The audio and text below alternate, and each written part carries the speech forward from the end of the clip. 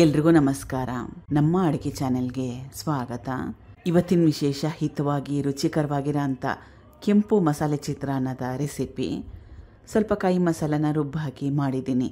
ಸಖತ್ ಟೇಸ್ಟಿಯಾಗಿತ್ತು. ತಿಂದ ಮೇಲೆ ವಾಯ್ಸ್ ಓವರ್ನ ಕೊಟ್ಟಿರೋದು. ಮೊದಲನೇ ಸ್ಟೆಪ್ಪಲ್ಲಿ ಬಾಣಲೆ ಇಟ್ಕೊಂಡಿದ್ದೀನಿ. 2-3 ಚಮಚದಷ್ಟು ಎಣ್ಣೆ. ಹೇಳ್ತಾ ಇರೋ ಕ್ವಾಂಟಿಟಿ ಸುಮಾರು 1/4 kg ಅಕ್ಕಿಯಲ್ಲಿ ಮಾಡ್ಕೊಂಡಿರೋ ಅನ್ನಕ್ಕೋಸ್ಕರ ಇಬ್ಬರಿಗೆ ಒಂದೊತ್ತಿಗೆ ಸಾಕಾಗುತ್ತೆ.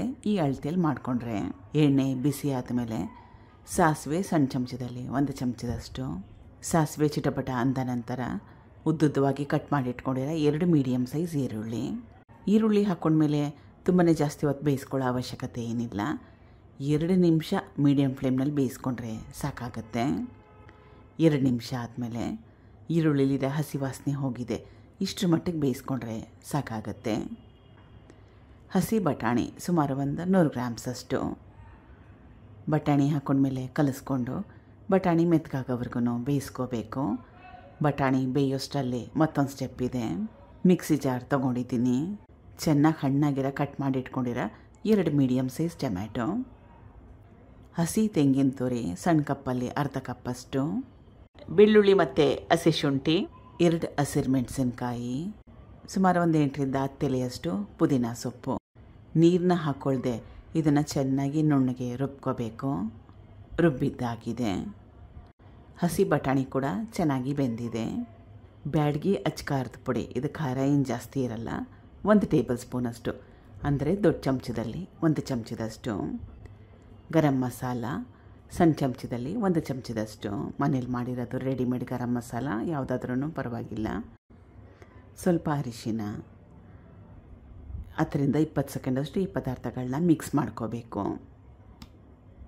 20 ಸೆಕೆಂಡ್ ಆದಮೇಲೆ ಮಸಾಲೆ ರುಬ್ಬಿಟ್ಕೊಂಡಿದ್ನಲ್ಲ ಅದು ರುಬ್ಕೊಂಡಿರೋ ಮಸಾಲೆನ ಹಾಕ್ಕೊಂಡ್ಮೇಲೆ ಎಣ್ಣೆ ಬಿಡಬೇಕು. ಸ್ವಲ್ಪ ಗಟ್ಟಿಯಾಗಬೇಕು ಒಗ್ಗರಣೆ, ಅಲ್ಲಿವರೆಗೂ ಬೇಯಿಸ್ಕೋಬೇಕು. ಬೇಗ ಆಗೋಗುತ್ತೆ. 2-3 ನಿಮಿಷ ಬೇಯಿಸ್ಕೊಂಡ್ರೆ ಸಾಕಾಗುತ್ತೆ. ಸುಮಾರು 2-3 ನಿಮಿಷ ಆದಮೇಲೆ ಎಣ್ಣೆ ಬಿಟ್ಟಿದೆ, ಸ್ವಲ್ಪ ಮಟ್ಟಕ್ಕಷ್ಟು ಗಟ್ಟಿ ಕೂಡ ಬಂದಿದೆ.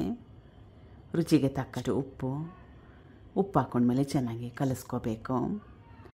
ಇದು ಮೊದಲೇ ಮಾಡಿಟ್ಕೊಂಡಿರೋ ಅನ್ನ, ಸುಮಾರು 1/4 kg ಅಕ್ಕಿಯಲ್ಲಿ ಮಾಡ್ಕೊಂಡಿರೋ ಅನ್ನ.